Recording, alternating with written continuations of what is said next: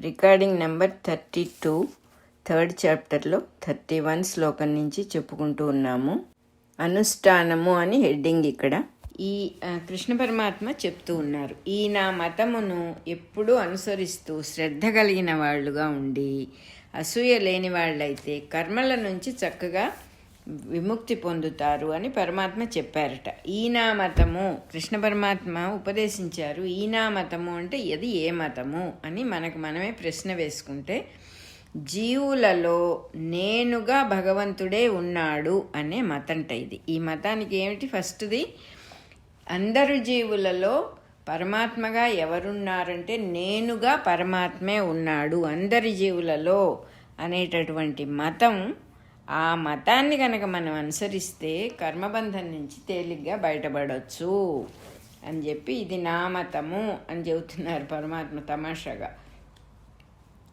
ఇందులో అనే మతం అనుష్ఠించటం అంటే ఆచరించటమే తప్ప ఇక్కడ నేర్చుకునే ప్రాసెస్ ఏం లేదు. Just will have to do it అంతే. ఏదో నేర్చుకోవాలి, కొంతకాలం శుశ్రూష చేయాలి, అవేం లేవు. చెయ్యటమే. ఏమిటి చేయాలి? ఎదురుగా ఎవరున్నా కూడా పరమాత్మే అని మర్చిపోకూడదు. పరిస్థితి వస్తే అది పరమాత్మే అని మర్చిపోకూడదు. ఎండ ఎక్కువగా ఉంటే అది పరమాత్మే అని మర్చిపోకూడదు. చలి ఎక్కువగా ఉంటే అది పరమాత్మే అని మర్చిపోకూడదు. ఏ ఎక్స్ట్రిమిటీసు వచ్చినా మనకి ఇబ్బంది కలిగిస్తున్నాయి అనే భావన రాకుండా, ఓహో ఇది పరమాత్మ సృష్టి కదా, ఇది కూడా ఆయనే కదా అనేటటువంటిది ఆ మతంలో పడిపోవాలి. దాన్ని అనుష్ఠించటం అంటారు. అనుష్ఠించటం అంటే ఆచరించటం, అంటే చెయ్యటం. ప్రత్యేకంగా ఇక్కడ లెర్నింగ్ అనే ప్రాసెస్ అసలు లేదు అని చక్కగా చెప్పారు. ఆచరించటం అంటే అందరి జీవుల శ్రేయస్సుని భావించాలి. వాళ్ళకి అందరికీ మేలు జరగాలి. ఒకళ్ళకి కాదు, అందరికీ అన్ని జీవులకి కూడా మేలు జరగాలి. ఆ జీవులందరిలో ఉన్న అంతర్యామి కదా ఉన్నాడు. అందువల్ల ఆ జీవులందరికీ కూడా మేలు జరగాలనే భావంతో చేయాలి. ఇది జగత్ కుటుంబం అనే భావంతో చేయాలి. దీనికి కావాల్సింది శాస్త్ర పాండిత్యం కాదు.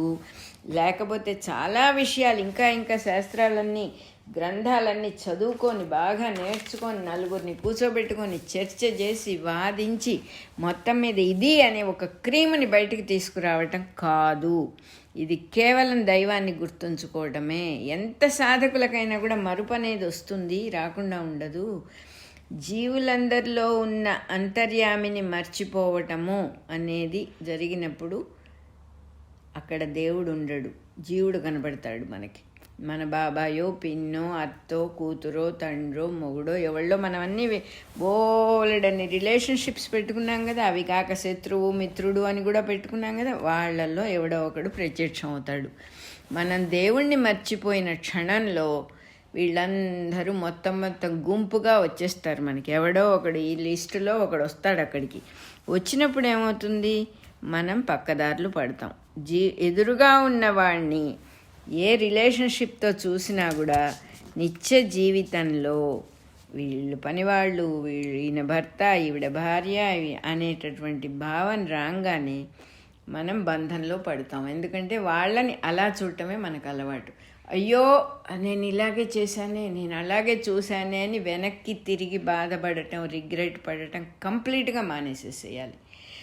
పొరపాటు పడటం, ఎందుకు పొరపాటు పడ్డామంటే దాంట్లో నుంచి బయటికి రావటానికి. కింద జారి పడ్డాం, అక్కడే కూర్చుంటామా? లేస్తాం కదా. ఎందుకు పడ్డామంటే లేస్తాము, లేవటానికే పడ్డాం.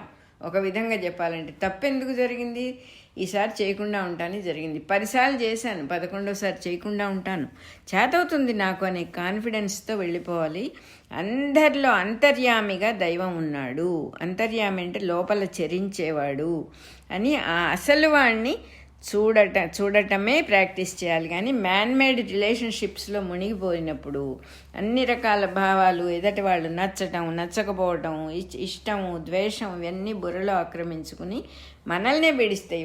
అవతలి వాళ్ళని అవేం చేయవు. మన బుర్ర చెడిపోతుంది అనవసరంగా. మన బుర్రలో ఒక పురుగు దూరితే ఎట్లా తొలుస్తుందో, ఎవరి గురించి ఏ అభిప్రాయం ఉన్నా అట్లాగే తెలుస్తుంది. చెడ్డదే కాదు, మంచి అభిప్రాయం అయినా కూడా కష్టమే.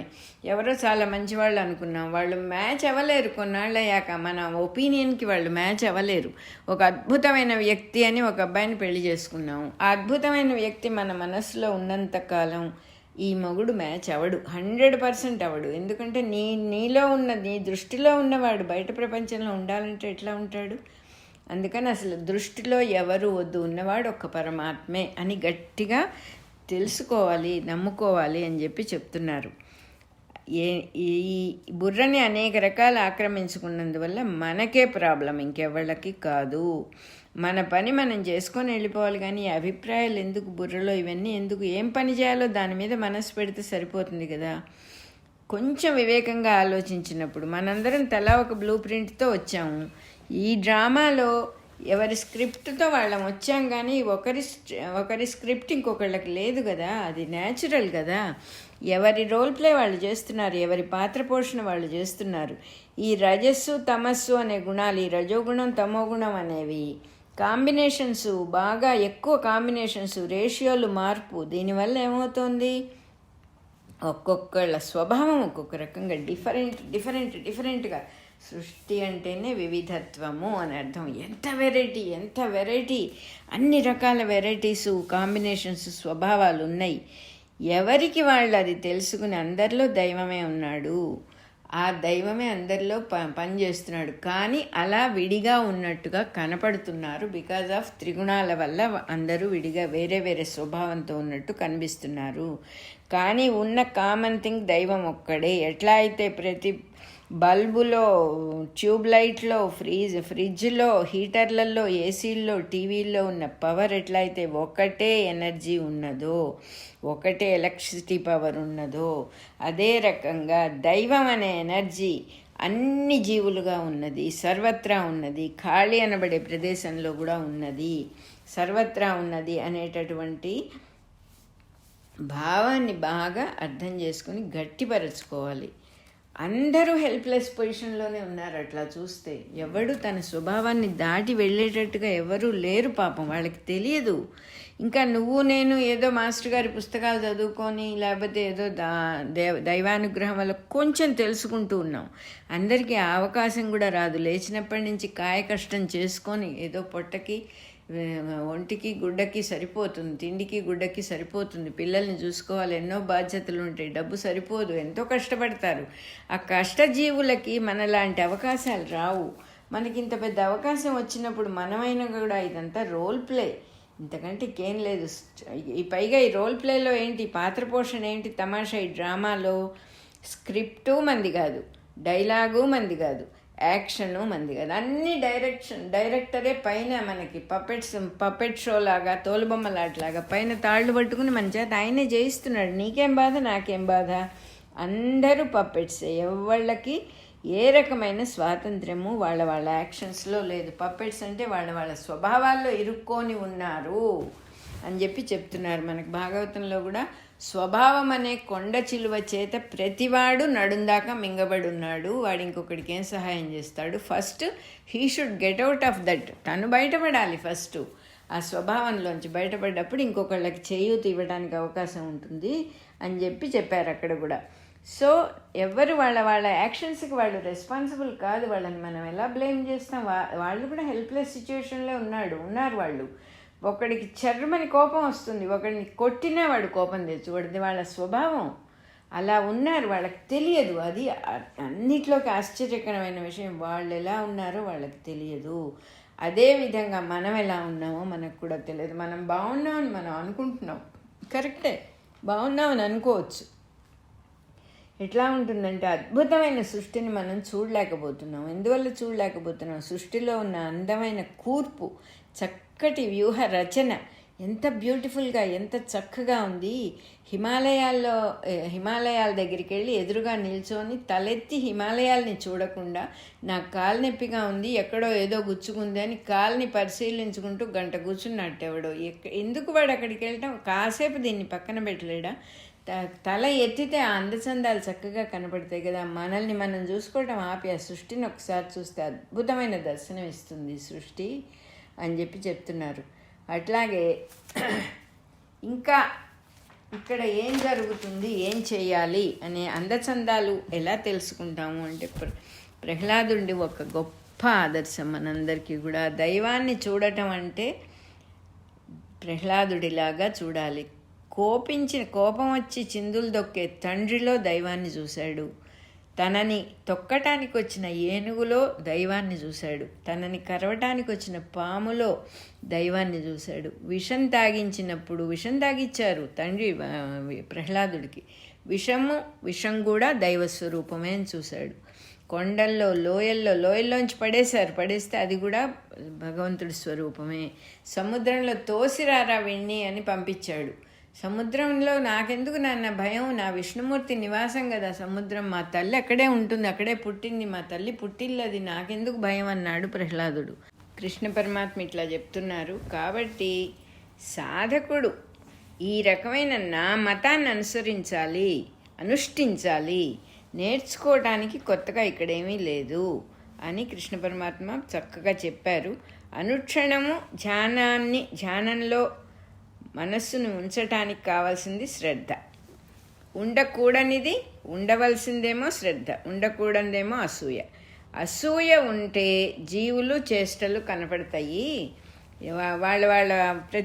ప్రతి జీవి ప్రతి మనిషి విడివిడిగా కనపడతారు.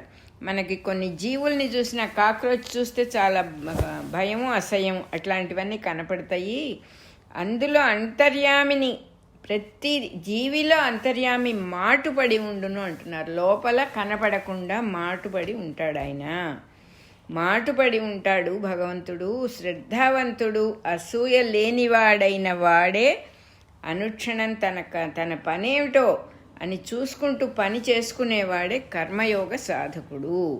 చాలామంది దగ్గర విన్నాను నేను, మీరు భాగవతంలో ఇట్లా చెప్పారని చెప్తున్నారు, భగవద్గీతలో ఇట్లా చెప్పారని చెప్తున్నారు, కానీ చాలా కష్టం అండి. మా భాషలో దేవుణ్ణి చూడటం ఇంపాసిబుల్, మా అత్తగారిలో దేవుణ్ణి చూడటం ఇంపాసిబుల్. మీరు కాక్రోచ్ అంటారా, కాక్రోచ్లో అస్సలు చూడలేం.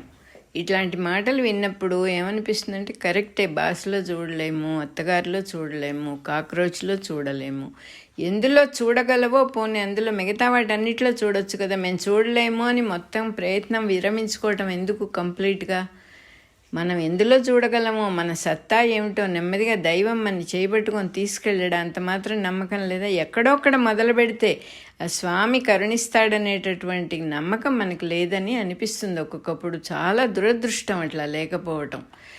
ఈరోజు ఎన్నిసార్లు నొక్కి మాస్టర్ గారి భగవద్గీత విషయంలో శంకరావం పేరుతో ఎంత చెప్తున్నారు. సర్వత్రా దైవమే ఉంటే హాయిగా మీరు నిశ్చింతగా ఉండాల్సింది పోయి ఎన్ని కష్టాలు పడుతున్నారు.